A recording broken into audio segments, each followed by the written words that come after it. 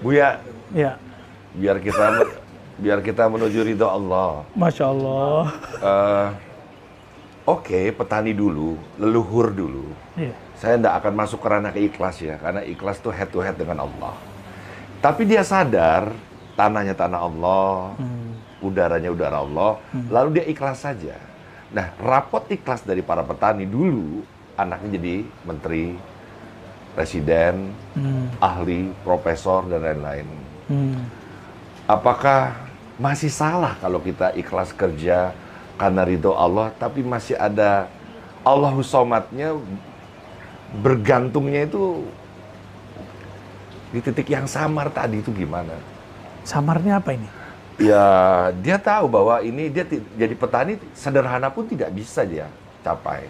Tapi dengan yang kerja dengan berangkat dengan ikhlas, itu semuanya akan jadi anak-anaknya. Ya, ada sebutan kita ngobrol-ngobrol sama teman-teman. Matematika, ilmu matematik. Ada matematika ilahiyah. Nah, Matematika ilahiyah itu yang kita sebut berkah. Benar Maulana ya? Berkah itu bahasa Arab artinya khairun katsir. Hasil yang berlimpah ruah. Hasil kebaikan yang berlimpah ruah. Jadi ada orang berpikir rezeki itu adalah gaji. Maka dia mengejar bagaimana gajinya biar tinggi. Jadi kalau perlu nyikut orang. Kalau perlu datang ke dukun biar naik. Tapi ada orang-orang yang di luar sana, dia mengerti ilmu berkah. Dia mengerti matematika ilahiyah. Maka orang ini, dia banyakkan jalan mendapatkan berkah. Akhirnya ada seorang guru ngaji di tempat kita di sana, gajinya sebulan cuma 50.000. Tapi hampir setiap tahun dia pergi umroh. ini nih. Sedangkan yang ini, yang gajinya setiap tahun naik, sampai sekarang pun belum umroh, udah keburu kena COVID. Itu bahasa sederhana aja. Kita nggak usah pakai bahasa ribet. Al-barokah. Keberkahan itu bukan pada jumlah nominal.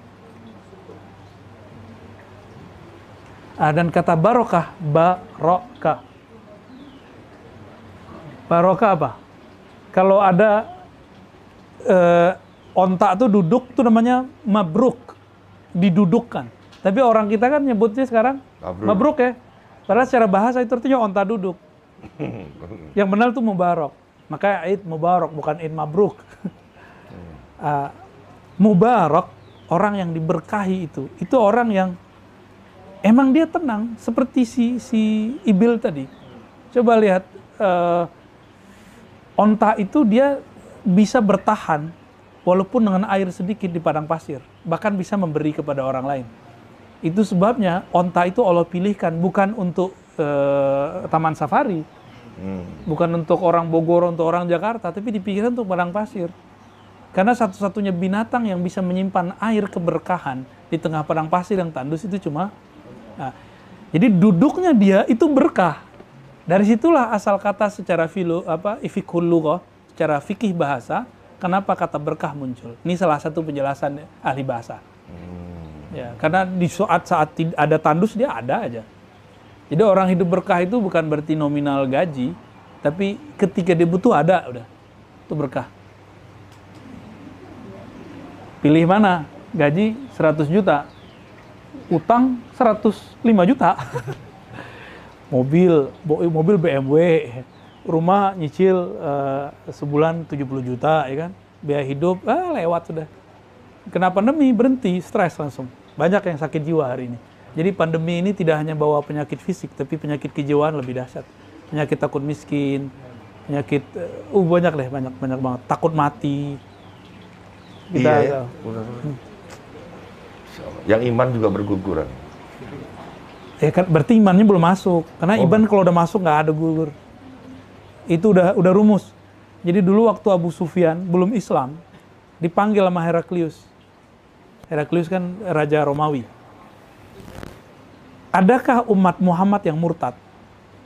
Umat yang benar-benar Muhammad loh ya. Ada nggak yang keluar dari majelis? Kira-kira gitu. Abu Sufyan lihat yang di Mekah loh ya. Ikan dia lihat di Mekah. Yang di Mekah ini kan orang-orang yang diajarkan ma'rifat bukan ritual. Kalau orang diajarin ritual bisa hilang. Tapi kalau zikir ma'rifat, gak bisa hilang ma'rifatnya. Apa jawaban Abu Sufyan? Setahu saya, tidak ada umat Muhammad, ashab Muhammad, sahabatnya Muhammad, yang kemudian murtad. Disahut oleh Heraklius.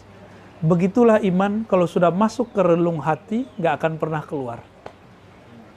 Jadi kalau iman udah masuk cahayanya, mau dia bermaksiat kemanapun pasti balik.